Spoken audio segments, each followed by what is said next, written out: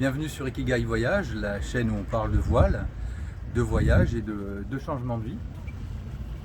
Alors aujourd'hui, ce soir là, je voulais aborder avec vous une série de quelques mini-vidéos. Ce sera des mini-vidéos sur la préparation de notre départ pour le Cap-Vert qui se fera pas demain, après-demain matin. Voilà, donc ça va être l'occasion de saisir quelques moments de cette préparation. Au fur et à mesure, on va avancer dans la préparation et du bateau et de l'équipage et de la route qu'on veut faire. Aujourd'hui, on prépare notre départ pour le Cap-Vert, donc ça va être une navigation de à peu près 7 jours. Donc ce matin, ça a été le point un peu technique par rapport au bateau. Cet après-midi, ça a été plutôt la partie logistique, laver tout le linge qui était en retard. Donc ça veut dire que les filles sont parties à la laverie pour s'occuper de ça. Moufida est partie en taxi dans une grande surface pour faire l'avitaillement. Moi, je suis allé au port de mon côté pour déplacer le bateau du mouillage pour aller dans la marina sur les 2 derniers jours qui nous restent là. Comme ça, on est sûr de bien dormir, en tout cas de dormir sans avoir le souci du bateau qui peut déraper.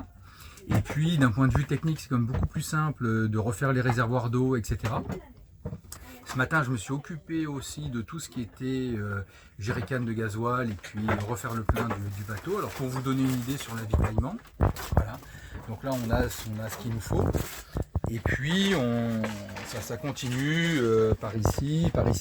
Alors ce qu'on fait quand on avitaille, c'est que on enlève toutes les étiquettes pour n'embarquer aucun carton et on note sur le dessus des boîtes au marqueur, voilà, le contenu des boîtes. Alors on le note sur le dessus parce que lorsqu'on met dans les coffres et qu'on ouvre le coffre, on ouvre toujours le coffre par le dessus et du coup c'est beaucoup plus simple de faire ça. Alors c'est vrai que ça prend un peu de temps, hein. En plus on est allé les chercher, on n'était pas encore en port, on a embarqué tout l'avitaillement là, donc ça veut dire qu'on a chargé l'annexe mais alors au maximum. Moufida pouvait à peine rentrer dans l'annexe lorsqu'on est arrivé et puis on a mis toutes les courses dans le bateau et tout de suite après on a levé l'ancre et pour arriver juste avec la nuit au niveau du port. Donc là ça y est, on a fait notre manœuvre de port et là maintenant il fait bien nuit, hein. Donc on a un kata juste là et puis d'autres bateaux qui sont également en train de s'arrimer au niveau du port. Voilà. Tout à l'heure on était là-bas derrière, on voit encore le gros bateau qui va sortir. Alors du coup cette nuit, on est sûr de ne pas se choper les vagues de ces gros bateaux. Il y a encore un bateau qui va rentrer là. Donc s'il y en a un qui veut se mettre entre nous et le voisin, il va peut-être falloir qu'il rentre un peu au chausse-pied. Mais tout est possible. Alors les gars du port sont vraiment efficaces, quoi. Ils vous attendent. Alors on les appelle à la VHF quand on est à l'entrée du port. Ils viennent avec leur Zodiac là. Et puis ils vous attendent devant votre place, ou alors ils viennent à votre rencontre comme ça. Ils vous attendent devant votre place. Et dès que vous avez compris là où il faut aller, parce que c'est pas forcément évident, hein, il y a des. Je ne sais pas comment on fait les architectes du port, mais ils ont écrit le numéro des places à plat sur le ponton. Donc effectivement, quand vous arrivez en bateau, c'est impossible de voir votre numéro de place.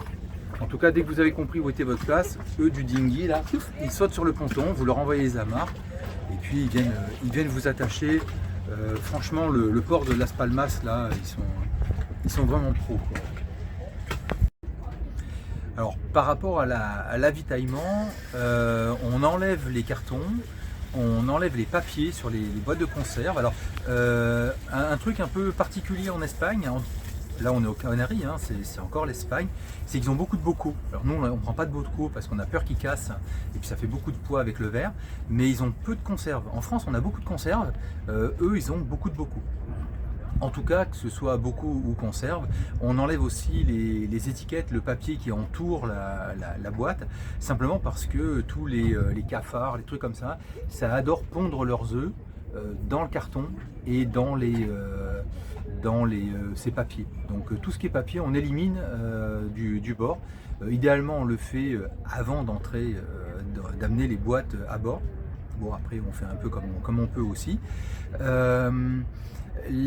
Parce que c'est plus facile de ne pas en avoir. En fait, c'est un peu comme tout, quoi. Je disais ça pour le mal de mer, mais c'est plus facile de ne pas avoir de cafards qu'après de s'en débarrasser. Voilà, on a pris des produits aussi pour les tuer, mais on préfère éviter d'avoir des cafards et des bestioles comme ça à bord.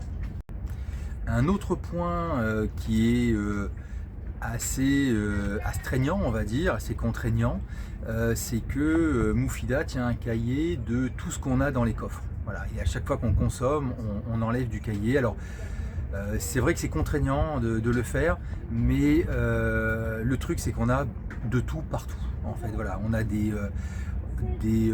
boîtes, de l'alimentaire sous les lits des filles. On en a dans la coursive qui amène à notre cabine entre la douche et le KGB. On en a dans toutes les banquettes, dans tous les fauteuils. On en a sous les planchers. À la fin, si on ne fait pas ça, on ne sait plus ce qu'on a, on ne peut pas faire de gestion de stock, d'autant qu'on a des produits qu'on sait consommer sur le court terme, et puis des produits qu'on va garder pour la transat et qu'on sait ne pas pouvoir trouver en avitaillement, soit ailleurs qu'en France, soit ailleurs qu'en Espagne.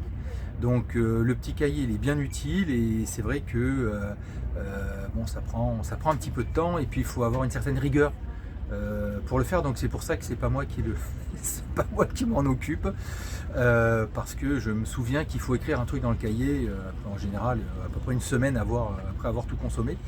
Donc on répartit aussi toutes les tâches en fonction des compétences des uns et des autres.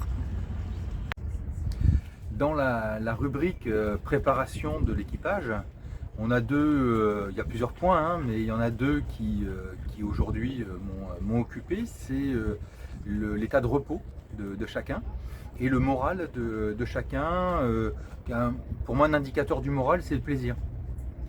Et initialement, on devait partir demain. On s'est aperçu quand même que les 2 derniers jours, le mouillage a quand même pas mal bougé. On a été très sollicité, notamment par rapport à la veille, pour pas que le bateau dérape.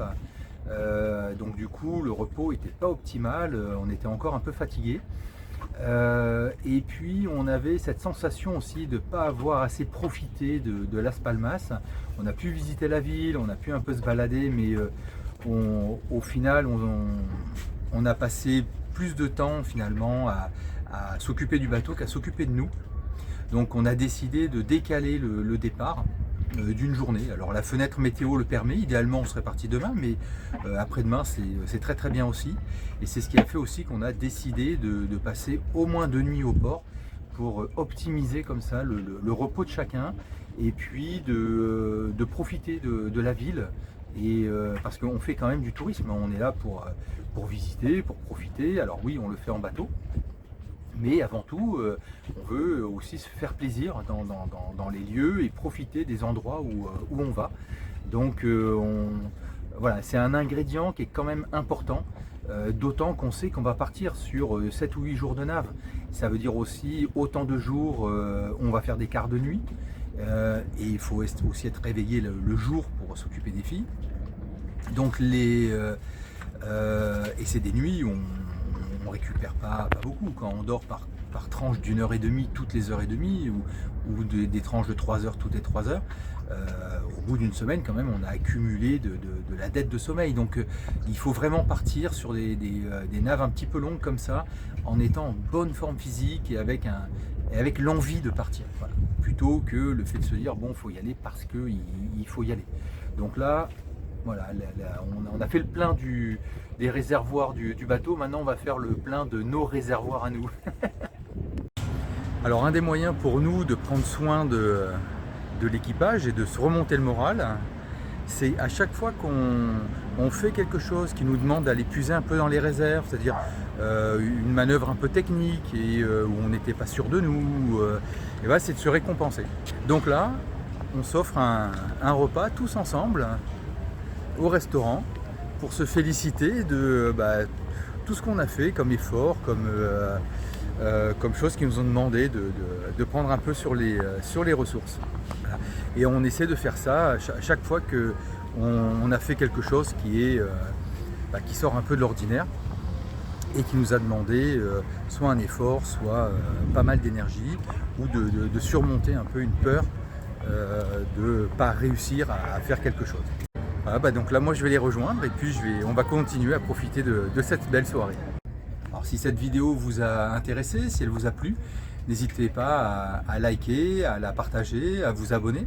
Et puis moi je vous dis à bientôt pour une prochaine vidéo.